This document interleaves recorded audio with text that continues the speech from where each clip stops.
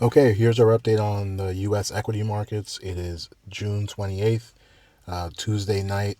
So we have, second candle of the week. It was a reversal today, big time. We'll start with SPX. Now, the daily cycle is interesting here. We made this low here on day 25, and we then have rallied for like 6 days. So technically today was day 31, and this is the theme of the day. We made a new high, and then we just failed. And so I mentioned this over and over. That's called a false breakout in this case because it looked like we were breaking out, then we reversed harsh. It's also a bearish outside bar per the strat. And notice we closed on the dead lows. I mean, this looks really ominous. And notice day 25 marked a swing low above 3707. So I suspect at the very least we'd retest that level, if not make lower lows. My money's on the lower lows part. And more importantly, if we look at the weekly cycle, this is week 18.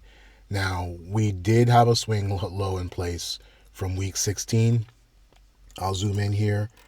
This was a swing low. That was when we were above 38.38. We're now slightly below that. And so that's going to be an important level to watch. Maybe this doesn't completely fail. Now, this is important. If you saw that daily candle, the way we made that slight higher high and then we failed to the other side, that's the same thing that is likely to happen on the weekly level.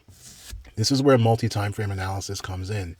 Something that happens on the daily level may trigger something on the weekly level. And again, this is week 18. Weekly cycles tend to be longer than 20 weeks. In this case, the last one was actually 20 weeks exactly, so it was relatively short. So we might expect this one to be longer to balance that out. So I say we still have quite a bit of downside in terms of, price. Now time, maybe we get our low around, I have it, week of July 18th. That would be a 21 week cycle. We'll see if that's where we land. If I switch over to QQQ, so similar position here, except today we did not make a new high. So we do have a swing high on, but in this case it was on day 30. Whereas for SPX, the swing high is day 31, today. And for the Qs, you can see again, it's the same idea. In the case of the Qs, it looks almost certain we're going to make that bearish outside weekly candle, right? Like that would be it going below 277.91. We're already at 283. I mean, we're already well over halfway, of the distance of this rally here. And that's only week 15. And again, weekly cycles tend to be in the 20 to 25 week range for this one. So we could have a lot of downside in terms of time. And the other thing I haven't talked about much, and I'll point out here, I'll take these drawings off so it's easy to see. We are well below last year's low for QQQ. So this is a yearly chart. This is a chart where each candle is an entire year of price action. I mean, look at this ride that we've had since 2009 of just almost just one candle that wasn't green for the entire run since 2009. And now we're well below the low of last year, which was 297.45. That's really ominous. That's an important level that we're going to want to watch. But this kind of run might mean that we're in for not just 1 year of red, but maybe a few years.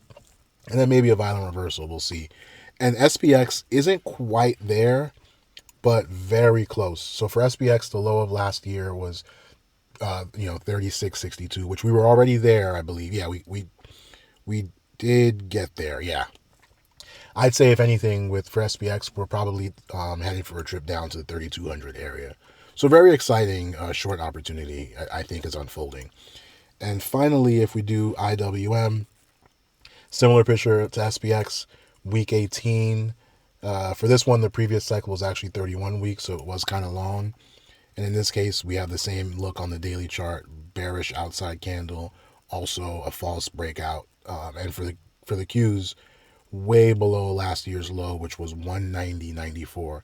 That's an important level to keep in mind. Not quite as green as QQQ, the QQQ since 2009, but still a pretty good run. And again, I'll also point out all these things are probably declining into a 3-year cycle low.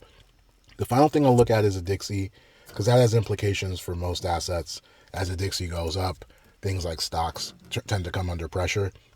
And so the Dixie topped out on day 12 of this daily cycle, but so far it's kind of consolidated somewhat bullishly. I mean, this has the look of a bull flag. Today is day 22 as we're opening, so Wednesday will be day 22. And so this is looking like it's setting up for higher lows, for a higher low to kind of resume the move up. And then more importantly, on the weekly chart, we do have a potential swing high on, week 2 of a new weekly cycle. But then we just consolidated. And now you can see with the action today with that green candle, the weekly candle is about to go bullish outside, right? So remember, for all those other things, I talked about bearish outside, which means a green candle that makes a new high, but then makes a new low. Well, this is the opposite, right? This is on pace to become a green bullish outside candle, a candle that starts with making a new low, but then finishes by making a new high. A very bullish sign, which is very bearish for other assets like stocks, gold, crypto. Again, I think all those things are moving into a 3-year cycle low. They're three, or crypto is a little different. I'd say equities, and probably some commodities. Gold is maybe a little bit different with its 8-year cycle. But that's the picture.